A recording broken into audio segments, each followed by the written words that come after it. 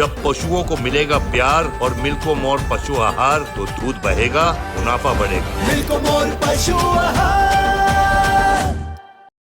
ऐसा प्रतीत होता है बीजेपी का जो झूठ का बुलबुला था वो टूट गया। लगातार झूठे वादे जनता के सामने जो किए गए, एक भी उसमें जमीन पर उतरा नहीं। तो जनता धीरे धीरे समझ गई।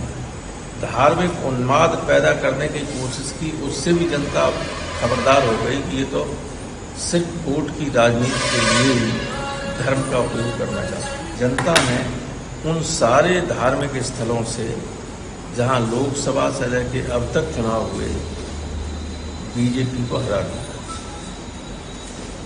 अयोध्या से लेकर रामेश्वरम तक जहां जहां राम गए, अयोध्या, सीतापुर, चित्रकूट और दक्षिण से नासिक से होते हुए रामेश्वरम तक कोई भी ऐसी इम्पोर्टेंट जगह नहीं है जहां भगवान राम ठहरे हों, गए हों और बीजेपी जीती।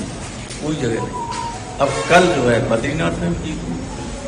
अब तो उत्तर से दक्षिण तक भगवान राम ने बीजेपी को स्वयं नकार दिया, क्योंकि मर्यादा पुरुषोत्तम राम कभी नहीं चाहते कि उनके नाम का दुरुपयोग, उनके नाम पर धार्मिक ध्रुवीकरण किया जाए और लोगों में मारपीट की जाए। कभी वो पसंद नहीं करता। जितना चला उतना चल गया।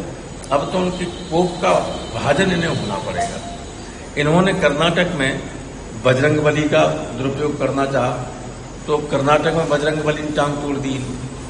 अब भगवान राम ने पूरे देश में कितना फर्क रहा भाई। 240 इन्हें मिली और 232 इंडिया ब्लॉक को मिली। कोई फर्क था? अगर थोड़ा सा व्यवस्था ठीक हो गई होती, प्रशासन का दुरुपयोग नहीं हुआ होता तो कबीला अकेले उत्तर प्रदेश से ही हरा दिया होता। सर, अमित शाह गृह मंत्री जी हैं जो उन्होंने संविधान हत्या दिवस को लेकर 25 जून की बात कही है कि वहां पे मनाया जाएगा संविधान हत्या दिवस। उस पर इंडिया ब्लॉक का कमेंट आएगा, उसको सुनिएगा। उसमें हम क्या करें। उत्तर प्रदेश में भी अब 10 सीटों पे उपचुनाव होना है, कैसी तैयारी है? कितनी सीटों पे जीतेंगे? सारी सीटें जीतेंगे। 13 में 11 जीते, कर 2 ही तो जीती बीजेपी। उत्तर प्रदेश की 10 में 10 सीटें।